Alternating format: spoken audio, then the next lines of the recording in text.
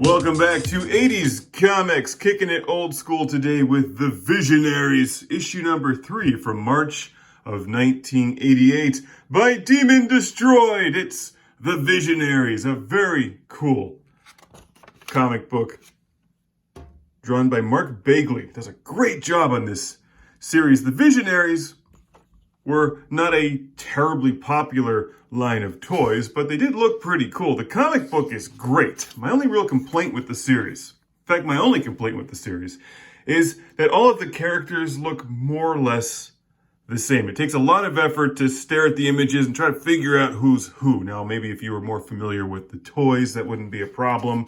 I know all of the G.I. Joe figures backwards and forwards, so it's very easy to spot them, but I think the Joes were designed so that each of the figures is very, very distinctive. Like, you're not going to confuse Scarlet with Psych Out, and if you do, you should have your head checked by Psych Out, and then punched out by Scarlet.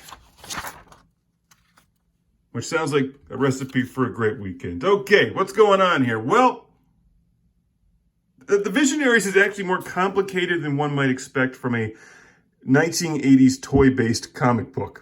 There's conflict because nobody can get along in 1980s comics or TV shows or anything really, because getting along is boring. Fighting, now that's fun and exciting. So they're chasing down this guy who activated the Sky Claw, I think in the previous issue.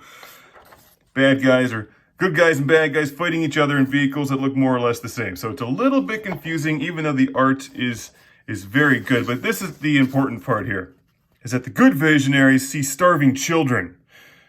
You seem kind. Do you have any food? Nope, but we got some plastic model kits, though that won't feed you. They feel guilty because whoa, that is an incredible Sega Master System ad. That controller sucks, by the way. The planet Prismos, I'm trying to remember this all. This is complicated. For the 80s, also have destroyed a lot of brain cells over the years. The Visionaries planet, Prismos, is a planet of magic, but it used to be a planet of science. And the kids are starving to death because you can't eat science. But you can dress like that and walk through the crowded city streets. So honestly, I don't see what they're complaining about.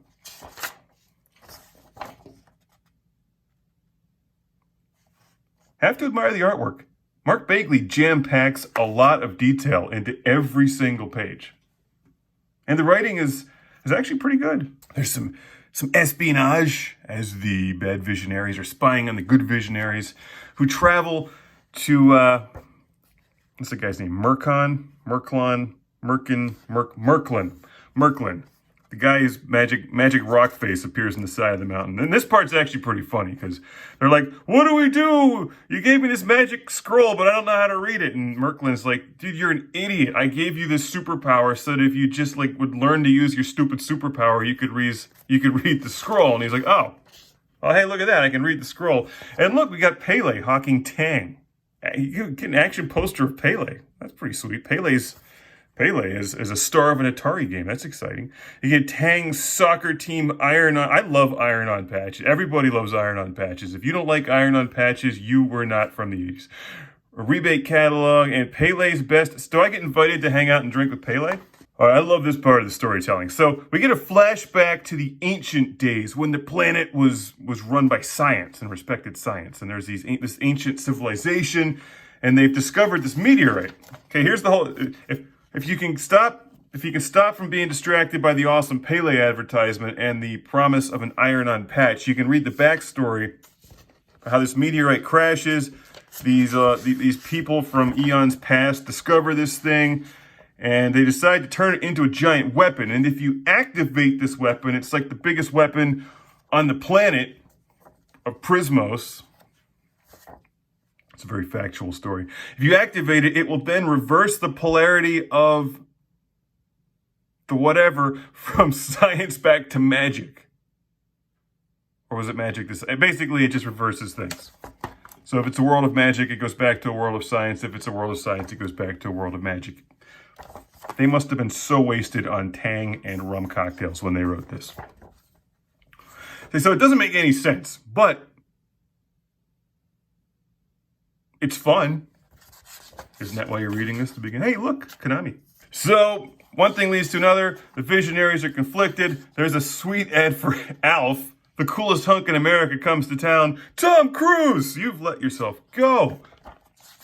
There's a great battle scene where they introduce some new vehicles, of course, that you need to run back out to Toys R Us and buy the vehicles. But the moral of the story, in the end, after a really great action scene drawn by Mark Bagley, who's really good at this stuff, the moral of the story is, don't nuke each other. It's just like, it's another one of these Cold War stories. Do the Visionaries activate this giant weapon thing and reverse the polarity, thus destroying life as they know it?